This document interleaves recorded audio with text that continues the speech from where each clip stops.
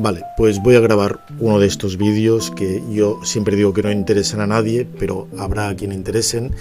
En este caso para hablar de algo que en principio pues es trascendental, como es el tema de las ideologías, pero aplicándolo a la ficción, a las narrativas, a las películas, a los relatos, a los libros,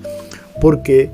en esas historias puede aparecer como una especie de neblina que sobrevuela, de estructura, de superestructura, que se puede identificar con alguna ideología imperante. Pondré ejemplos de películas como Bugonia, de series, Pluribus. También haré bastante hincapié en la obra Ficciones de Borges, con algunos de los relatos, y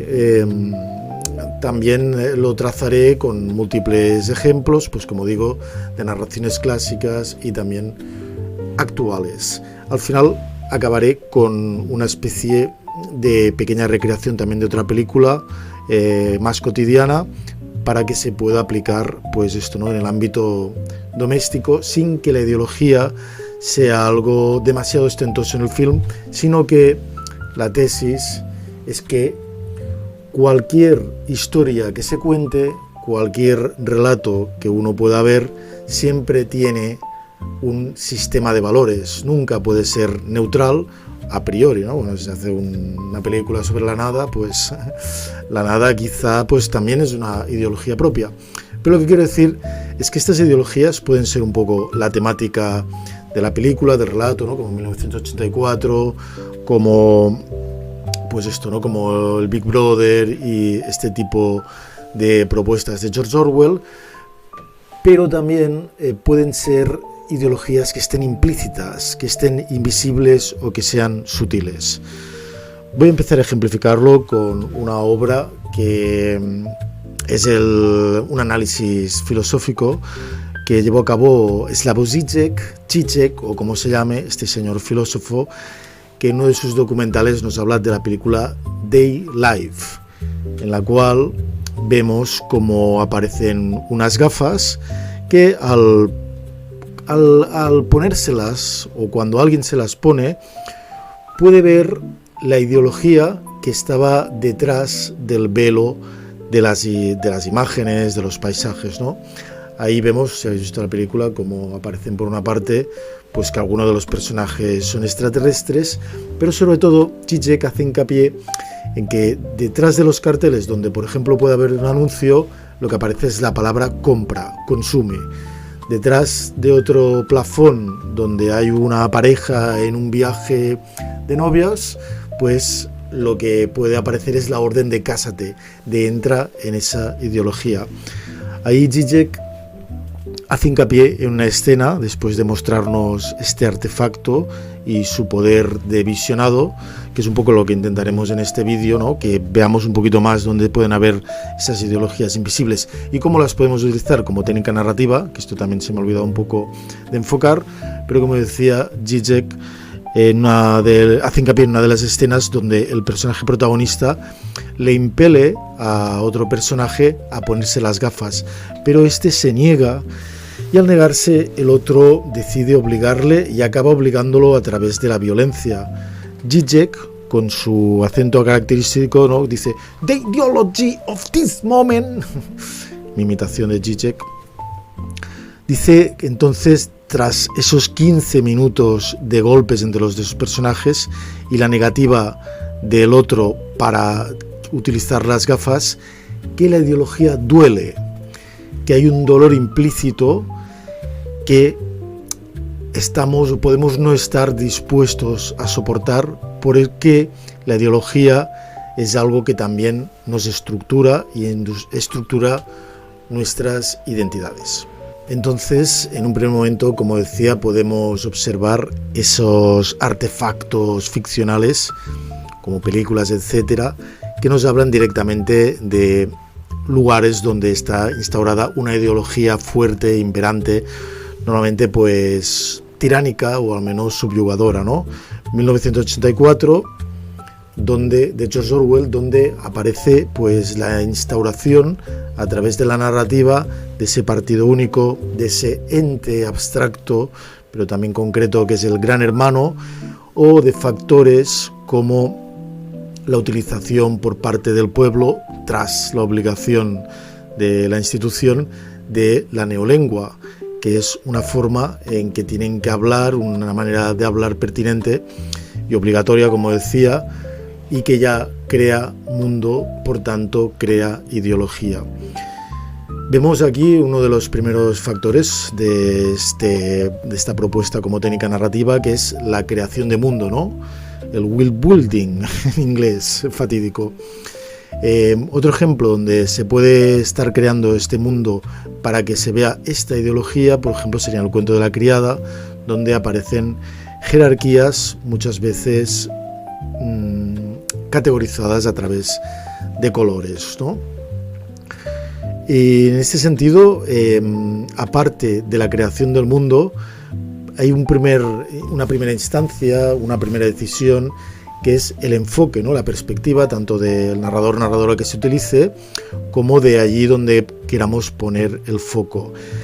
Y por este motivo podemos ver como en algunas películas como Starship Troopers,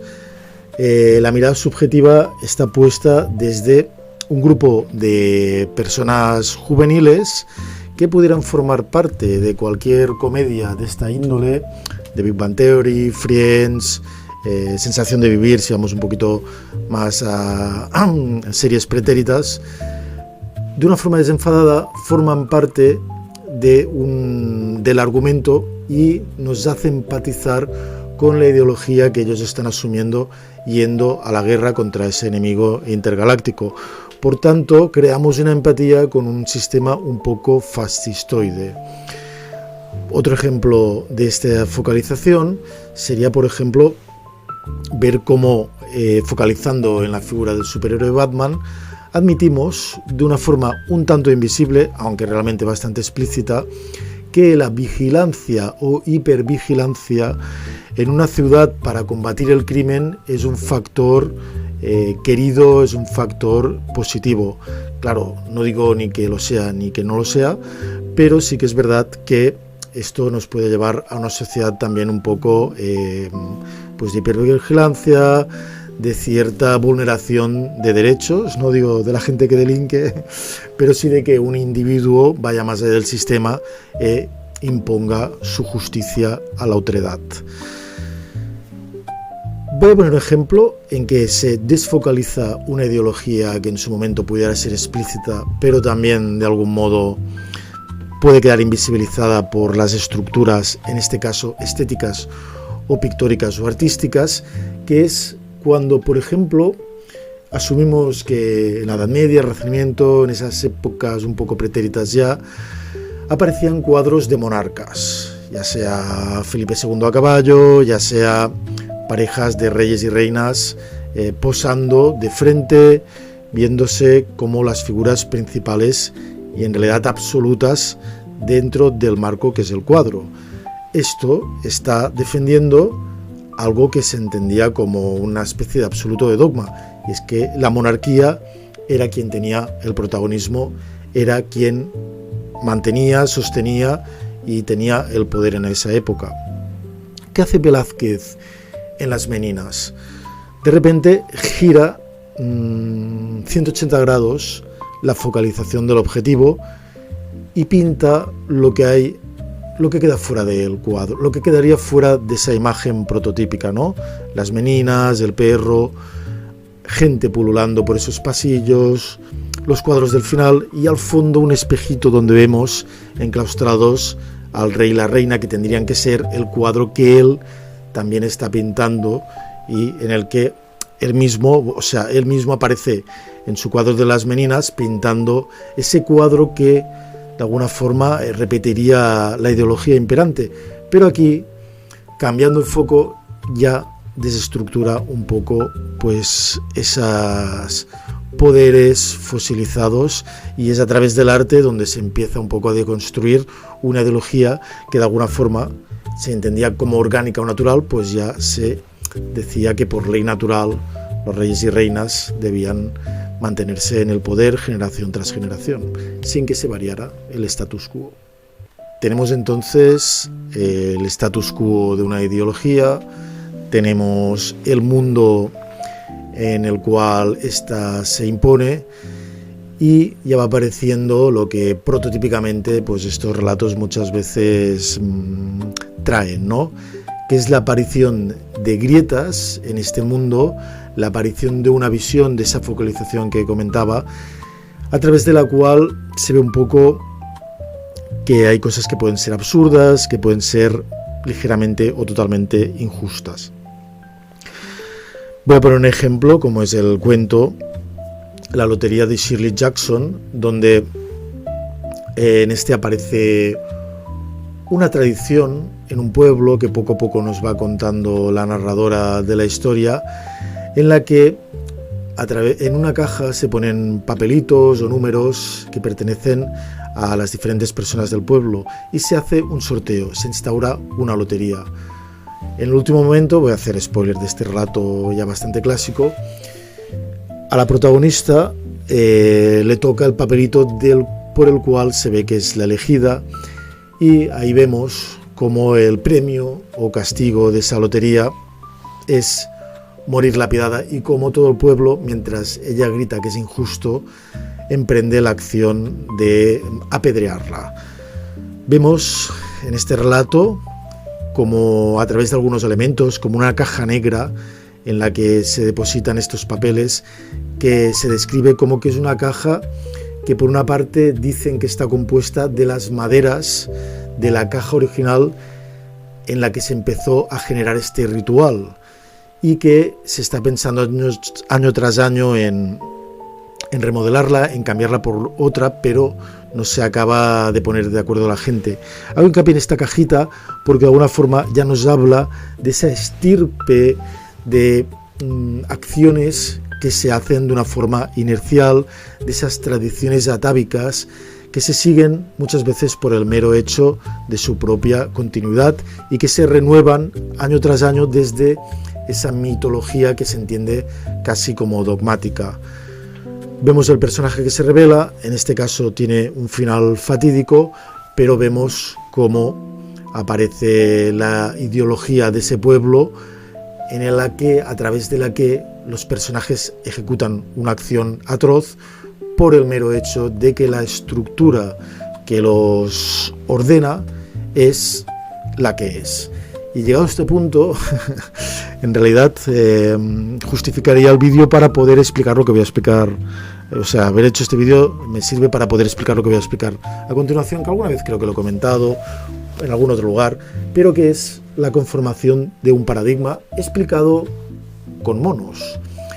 que es como lo aprendí yo en algún vídeo o en algún lugar, en la carrera de psicología, creo que me lo explicaron así ya. Y es que hay un experimento mental, ahora no sé realmente si existió físicamente, quizás sí, en el que ponían unos monos en una jaula. Ponían también una escalera y encima de la escalera se situaban unas bananas. Cuando un mono por puro instinto subía para conseguir las bananas, se llevaba a cabo una ducha fría, aunque tendría más gracia en psicología, todo lo hacían con descargas eléctricas, no sé por qué esto no, pero parece que era una ducha fría que a los monos no les apetecía nada y por tanto cada vez que lo intentaban se daba este mecanismo, a lo que los monos, cuando uno intentaba alcanzar las bananas y subir por la escalera, le daban una paliza y no le permitían. Al final los monos nunca subían a esa escalera, pero entonces poco a poco fueron cambiando uno a uno los monos y cada vez que entraba un mono nuevo intentaba alcanzar las bananas y los demás monos le pegaban una paliza antes de que saliera la ducha fría y evitaban que hiciera esa acción. Poco a poco fueron cambiando todos los monos hasta que ninguno de los monos que estaba en esa jaula jamás había sido rociado con esa ducha punitiva. Pero los monos, ninguno de ellos subía esa escalera. Si se le pudiera preguntar por qué no subían esa escalera para alcanzar esas bananas, quizá los monos nos responderían porque aquí las cosas siempre se han hecho de esta forma. Y llegados a este punto voy a poner algunos ejemplos del libro Ficciones de Jorge Luis Borges. Es que estoy un poco tenso, especialmente tenso hoy, pero bueno, calma. Ideología de la calma en la palabra. en el cual, a pesar de que no es tan habitual, creo yo, que se nombre este libro con esta temática, pero sí que veo que muchos de los relatos, por no decir casi todos, lo que hacen es mostrar una ideología o la información de una ideología, una estructura seguida por las masas, que luego le suceden cosas, ¿no? Como resquebrajarse, volverse omnipotente, etc. Voy a poner unos ejemplos, como decía. Tenemos el cuento La Biblioteca de Babel, en que Borges nos hace pues esta creación del mundo, que en este caso es una biblioteca que simula ser la totalidad del universo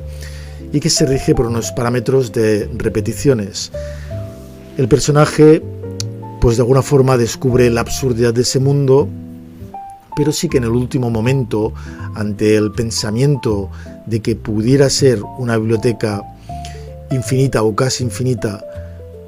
pero como los números son finitos tendría que repetirse, esa repetición le daría un orden. Y de alguna forma ese orden en mayúsculas le satisface porque le da sentido a su existencia, ¿no? Vemos otra ideología en el cuento Tron Ubar Orbis Tertius, que es la ideología o el mundo que se va introduciendo en nuestra realidad, hasta que poco a poco esa intromisión por esa grieta, con esa aparición de objetos y de libros que la nombran a esa otra realidad más o menos paralela, acaba por convertirse en la totalidad. Como dice el texto, hasta que todo es Tlön. Esto lo traigo a colación de cómo una ideología puede convertirse en totalitaria, ¿no? Y creo que es lo que vemos de una forma más concreta incluso en la biblioteca, la Lotería de Babilonia, otra lotería, a diferencia de las de Shirley Jackson, en este caso la de Borges, que nos habla de esta lotería, de una lotería antigua que empezó dando premios y poco a poco fue incrementando el azar de esos premios y luego introdujo castigos en vez de premios, hasta que se convirtió en algo absolutamente natural, ¿no? Me recuerda un poco a Matrix, cuando hablan de que las primeras versiones de la Matrix eran perfectas y la gente se rebelaba, pero luego al introducir el dolor, las catástrofes humanas, la gente aceptó esas realidades. Aquí lo que tiene el cuento, y por eso lo traigo a colación también, es que la lotería se vuelve muy parecida a el azar de la vida y acaba pareciendo algo que de hecho se pierde un poco en el tiempo y se insinúa que esa lotería es el destino, que se convierte en algo invisible y que de alguna forma rige nuestras vidas, pero ya todo el mundo ha olvidado que era una lotería que se creó o quizá todavía manejan pues alguien o ciertos seres a través de unos hilos invisibles que nadie atisba. En otro relato, como por ejemplo la secta del Fénix, aparece también una secta que al final el propio personaje protagonista acaba nombrando que se parece mucho al instinto y de alguna forma es una secta secreta que se acaba convirtiendo en algo orgánico, en algo natural. Y ahí vemos, como en otro relato que se llama Tres versiones de Judas, voy a hacer otro spoiler, pero el narrador nos habla de que en esa ideología, que es una de las más prefigurativas, una de las más atávicas, al menos de Occidente, que es la aparición del cristianismo, pues cuando Jesucristo es crucificado, en realidad, desde cierta visión, el personaje heroico sería Judas, porque se sacrificó más que Jesucristo al convertirse en una persona ignominiosa para la posteridad. Entonces vemos cómo ese héroe, o en este caso antihéroe, porque no tiene muy buena prensa Judas, pues es un personaje que instaura o se rebela contra las ideologías. Y aquí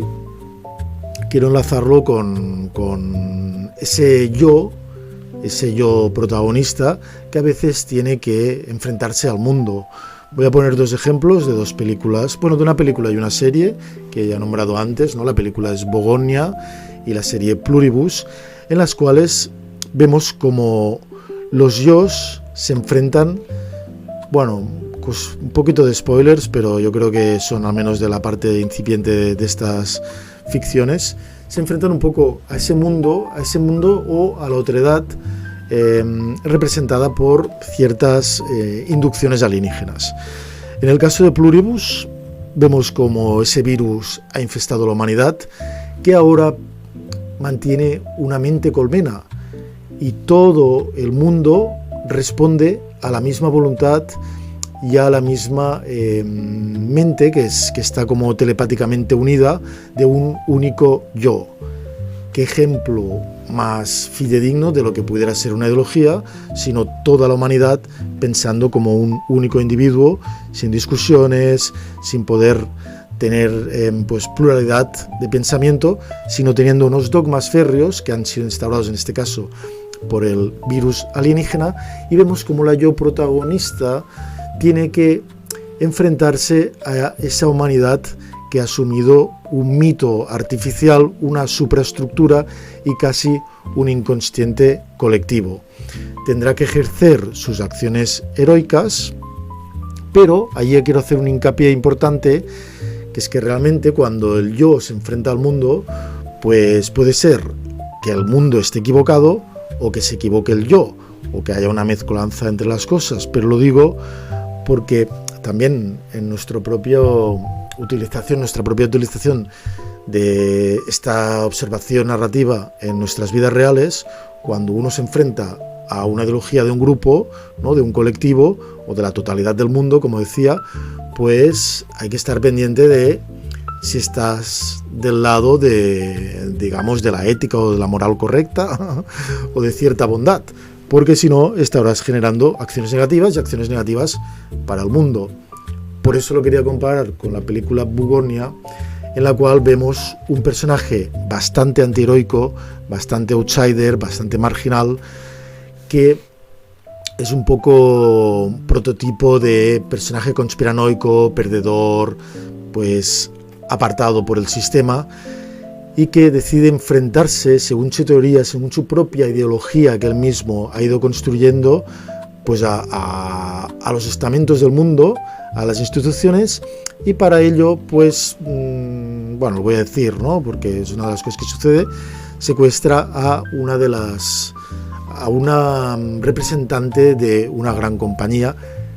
que el representante simboliza, pues, la estructura predominante muchas veces, sobre todo en la historia, ¿no?, a través también de la propuesta de Fukuyama del fin del capitalismo, del fin de la historia a través de la instauración totalitaria del capitalismo, que luego ha entrado un poco en entredicho, pero que ella representa a ese capitalismo desmedido. Claro, insisto, ese antihéroe está cometiendo acciones, en este caso delictivas, basándose en su sentido de la existencia, en la ideología que él mismo ha creado en su mente. En la medida que ésta sea más o menos veraz, no voy a hacer spoilers del final, pues su acción será heroica o su acción será maligna o será el villano de la historia. Hoy me siento poco fluido, quizá incluso un pelín obtuso, y a pesar de esto tiro para adelante con el vídeo porque voy a llegar a un punto, hago lo que puedo, ¿no? Pero digo, voy a llegar a un punto que me interesa mucho, a una palabra que me parece que se debería manejar con mayor profusión entre las masas, entre las cuales me incluyo, y que intentaré traer al Instagram, donde enseño palabras, en breve,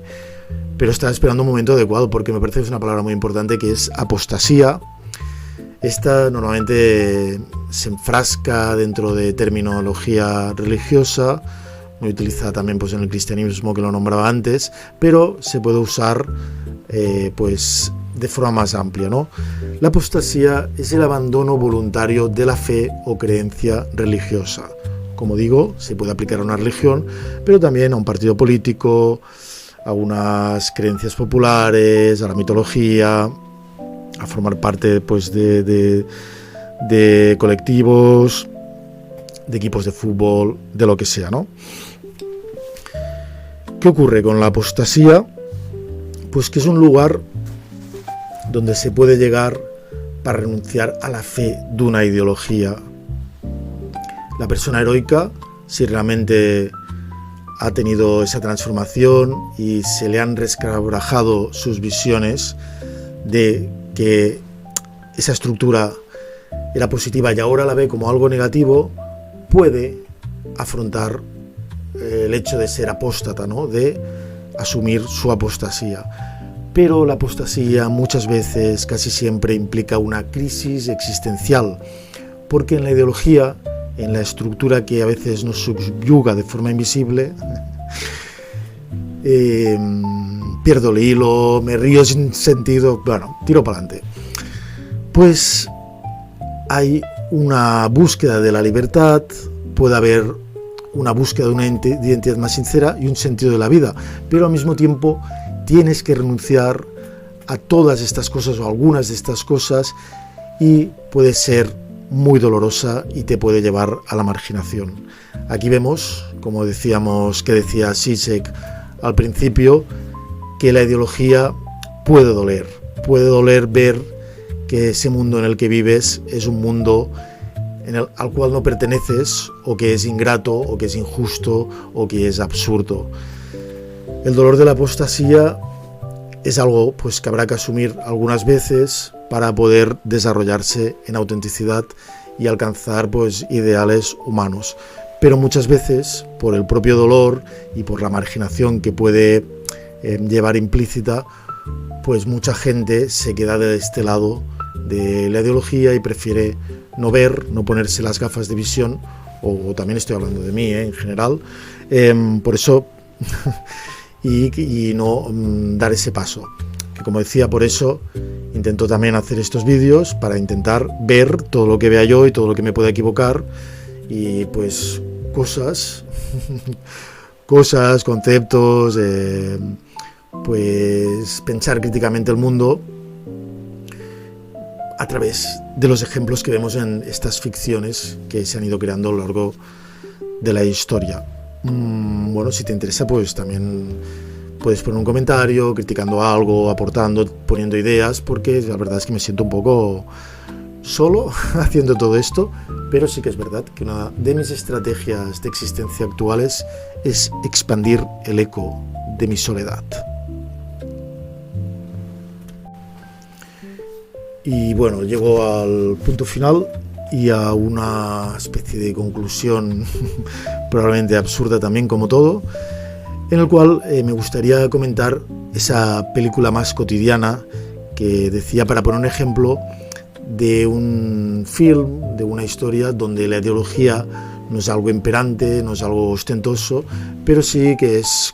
o sea, que aparece como en tantísimas ficciones, casi todas, como decía al principio, y verla aparecer sutilmente y ver cómo transmuta o cómo afecta la vida de los personajes. En este caso es una película que se llama Blue Valentine y que nos narra, pues digamos, el romance o el desamor de una pareja que a través de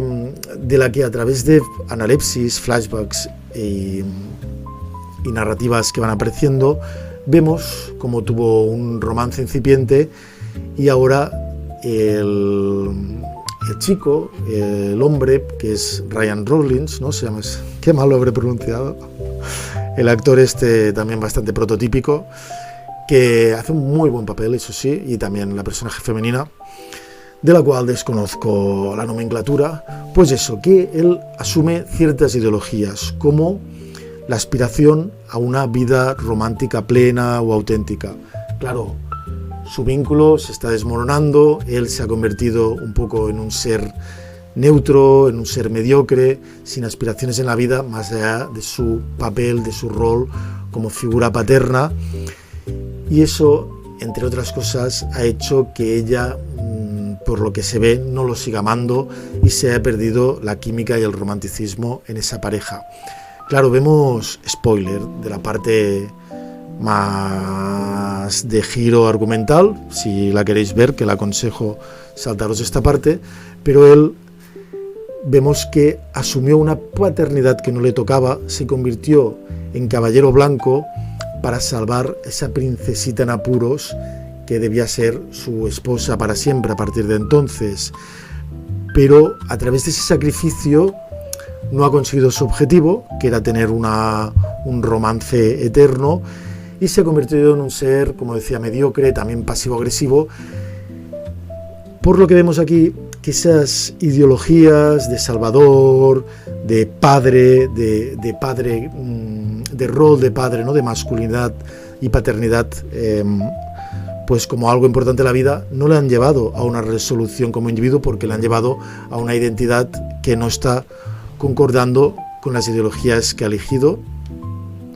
Y ahí vemos cómo, un poco de cara al final de la película, él decide asumir el otro rol, ¿no? El rol de un macho dominante, de un macho alfa, agresivo, que acaba pegándole al compañero de trabajo de su partener, ¿no? Pero él mismo ve que esa parte no es una esencia que le nazca, pero piensa que a lo mejor eso es lo que hace encajar la pieza respecto a lo que también demanda ella, ¿no? Que él tenga más personalidad, pero probablemente no en este sentido, porque ella también, de alguna forma vemos que intentaba salir de una ideología que era la estructura familiar en la que había nacido, que ahí sí que había una figura paterna muy ruda, muy dogmática, un poco, creo recordar que también agresiva, pero realmente ella intenta huir de eso, pero cae en una estructura de aceptación de una persona que quizá no ama para conformar esa familia, ese sueño americano que ha entrado en decadencia y que es insalvable. Aparece aquí también el dolor, no solo de, bueno, sí, de ver las ideologías en las que han caído, pero de ver la falta de encaje entre ellos y entre las situaciones de mundo que han creado para vivir, para sobrevivir. Y mi pequeña conclusión es que al final el amor tampoco tiene futuro. Esto no encaja mucho, pero lo que quiero decir es que muchas veces esa ideología que es el romanticismo, el amor, ya sea de pareja, ya sea con otros vínculos, pues incluso es algo que muchas veces intenta darle sentido a nuestras vidas y oye, como lección no está nada mal, pero que también puede conllevar dolor y que también puede llevar o conllevar que sea erróneo y que no estructure bien nuestra existencia. Así estoy yo, aquí, expandiendo el eco de mi soledad. Y nada, si queréis que no me sienta tan solo, podéis poner comentarios, me gusta. Y nada, me despido con la palabra que significa abrazo. Abracito en latín, que es amplexus.